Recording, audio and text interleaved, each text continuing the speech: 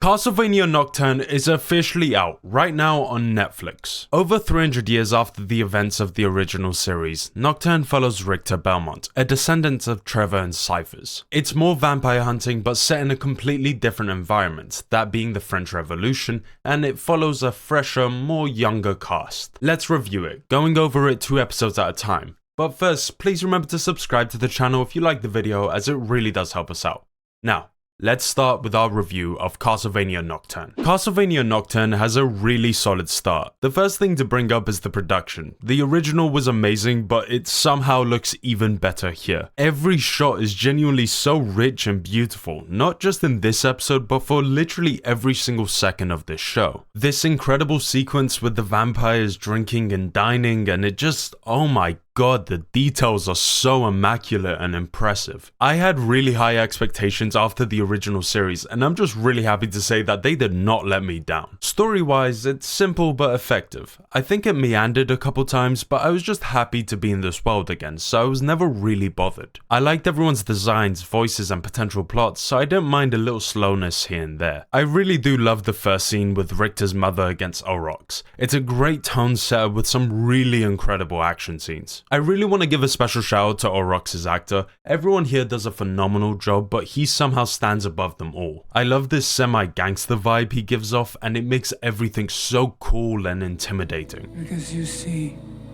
your mama took someone from me I loved, just as much as you loved her. But yeah, I did really enjoy my time with these first 2 episodes, though I do have some issues. Granted, they are minor, but I do want to bring them up. The first is that I do take issue with this scene where Richter randomly has a flashback of his mother's death. For us it happened moments ago, but for him it was years and years ago, and he never shows signs of this being a problem for him before for it to happen in such a random moment. Don't get me wrong, I'm not saying he shouldn't be traumatized by this, but I felt like it came off a little clunkier than I would have liked. I think the reason I feel this way is because Richter doesn't get that much time in these first 2 episodes. Unlike the original series, Nocturne introduces a lot of characters into the story at once. That's not a problem in itself, but it can lead to moments where I'm craving more depth than is available at the start. I still liked everyone, which is a testament to the writing, but it can lead to moments that feel just a tiny bit too hollow for me to truly connect. I think the best example of this is actually Edouard's death. The funeral scene with Maria's bird is genuinely heartbreaking. Edouard has a beautiful voice and he's shown to be a really sincere, sweet guy. This one scene, as well as Annette crying at the end, do a really amazing job at making me feel for him when he dies, but I feel like I needed a couple more minutes to be truly invested. By the way, did I mention just how truly incredible the voice acting is? Because everyone is so damn good. This crying scene is so guttural and painful, and my god, props to everyone on here. But yeah, that's the first 2 episodes. It's mostly set up and lacks depth where I'm craving some, but I really do feel like the presentation helps alleviate a lot of that. In spite of some flaws, I really did enjoy these 2 episodes, and it had me really excited to see what came next. So let's talk about that. The next 2 episodes of Nocturne are a huge step up. It focuses on Annette, and it's arguably one of my favorite moments in this entire season. I adore the art style shifts they go for in her flashback. It just makes it feel so loose and leans into this idea of being a memory and how it can all blend together in one's head. At first I was really annoyed that we were introduced to Edouard just to kill him, but it was so nice to see them do so much more with him. Not only is he incredibly charismatic in Annette's flashback, but seeing him turn into this night creature possessing this empathy and emotion is so harrowing and makes for some really interesting drama. It also leads to one of the most beautiful songs I've ever heard. Do they all do that? This entire section in episode 4 where the gang tries to save Edouard is just really damn good. There's a lot of creative fight scenes, like Annette using a cage door to hold Drota's attack and then slam her down. I love seeing Terra and Maria in this mother-daughter duo fight, and the whip action keeps on being the hypest thing ever. All of this happening while Edouard sings, and the conflicting ethics of the abbot make for some really interesting drama. I just love the ambiguity between sides, and it just had me on the edge of my seat. If I had to give one criticism, I would say I wish we got to see Terra and the abbot's relationship. I know they're saving it for the big reveal that Maria is the abbot's daughter, but anything would have helped. We're simply just told the abbot's a good guy, but we never see anything showing this for us to believe it and want him to live too. Something as simple as him actively helping the townspeople could have gone a really long way here. Finally, I do want to mention that Olrox continues to be my favorite character in this show. Him and Mizrak are so fascinating to watch. Their opposing beliefs and ideologies, even down to them being a different species, mixed with this attraction for each other, was honestly my favorite part of these 2 episodes. I was pleasantly surprised to see that Olrox was actually against Drolta and the Empress. I think it adds so many more layers to this story, and I can't wait to see where that goes next. And just when I thought I was done complimenting these 2 episodes, episode 4 ends by setting up Richter's emotional journey, and I was super excited to see how that would play out. So let's talk about that. Okay, so I'm really sad to say that I have some really mixed opinions on episode 5 and 6. I love Olrox and Drolta's scenes. They're both so captivating and they have this tension of an unstoppable force versus an immovable object. It also helps that the designs and voices are just godly. I thought Terra and Maria confronting the abbot about his contradictions was genuinely fascinating. He's clearly insane, but his points aren't completely without merit, and it makes him far more interesting than just an evil priest. I also love seeing Annette get vengeance against her slave master. Seeing the horrifying thought process of this vampire who sees as nothing but an object is genuinely disgusting, and his death was incredibly satisfying. And finally, I love seeing Richter's emotional breakdown turn into this fierce expression of passion and determination. And that's the thing, I loved all of these scenes. I think they're incredibly powerful and emotional moments. But the reason why I'm conflicted about these episodes is honestly just because the build-up is either non-existent or just lacking. The priest being Maria's dad is a good emotional beat, but the moment itself is just paced strangely, and I don't think it justifies the vagueness with Terra in the previous episode. If you hadn't met me, we wouldn't have Maria.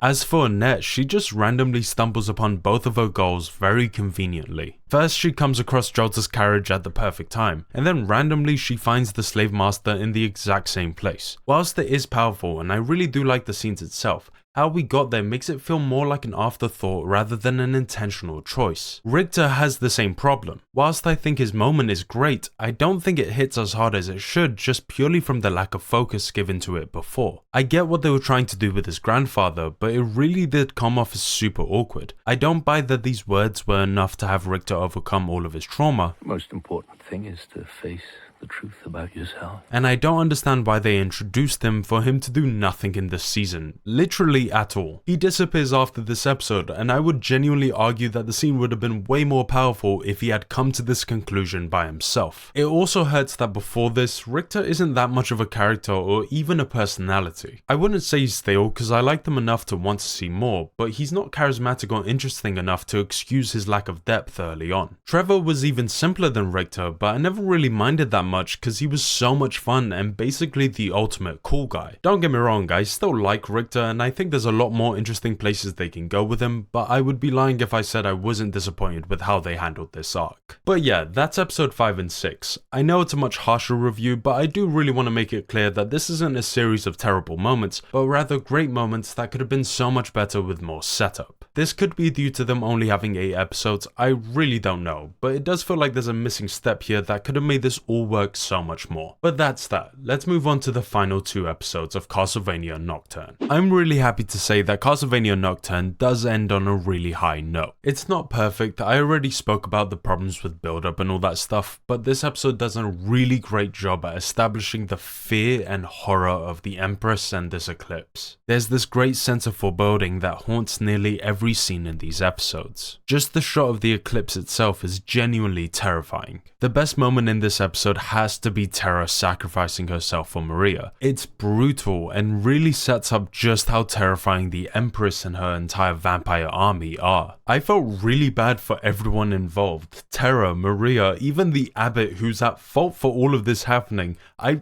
genuinely felt sick to my stomach in a lot of regards, and that's a really difficult thing to do and super impressive. The finale also has the best action scene in the entire season, with Richter using his whip and his fist fists and fire and ice, and it's just really damn cool. Maria's use of portals and animals is also just sick as hell. I like that there's some tactical thought to the position of the portal itself. It makes for some really interesting combat. And finally, I love seeing Orok defend Mizrak. I think he arguably has my favorite ability in the entire season, and it's just really damn cool to see these two together. The final scene itself I'm a little iffy on. I don't know how I feel about the sudden Alucard cliffhanger. I love seeing my boy, and I think he looks incredible, but it kinda just felt like a forced hook rather than a natural progression. I feel like I needed one more scene to be really satisfied, because as it is, I kinda just felt like they just ended the show prematurely. Maybe I'll feel different when season 2 comes around, but I don't know, it wasn't very satisfying to me. I can understand a lot of people being very hyped with that, but I kind of felt a little disappointed. Also, Drota better not be dead. Her design is incredible and she's been an amazing villain, and having her be killed off by a character who didn't get any real setup for joining in this fight is really frustrating. I don't know about you guys, but that's just how I felt. But yeah, that's all the episodes of Nocturne, and honestly, I think it has all the same problems as the original series. The build-up and links are often weak, but the scenes and pieces themselves are genuinely fascinating. This is why my review is positive in spite of all of its flaws, because I do love everything we've ended up with. I just haven't loved how we got there necessarily. I do wish that these moments were better handled, but I also truly believe that season 2 could do something really incredible with everyone involved. Olrox was my favorite character, though I do think he was underutilized, but hopefully they do something truly special with him. And that's kinda how I feel about every character in this season. The best comparison I have for Nocturne is actually season 3 of the original series. The only thing I would say is that there were no scenes as good as Isaac's journey, but at the same time there were no scenes as bad as Alucard's. It sits somewhere between that. It's a good season, a beautiful one, but it's also messy, and I hope that they can iron that out for season 2. Hopefully that gets announced soon, because I really do think they could do something truly special with that. But yeah, that's everything for season 1. So that's the video. Thank you so much for watching, but before I go, please remember to subscribe to the channel if you like the video, as it really does help us out. What did you think of Castlevania Nocturne? Who was your favorite character? What are you most looking forward to in season 2? Let me know in the comments below. Thanks for watching, guys. Have a great day. Bye. He's a gorgeous boy. I'd be lying if I said he wasn't. Bro, I want to look like him. I maybe even want to be with him. Is this a weird thing to do at the end of a video? Anyway, thanks. Bye.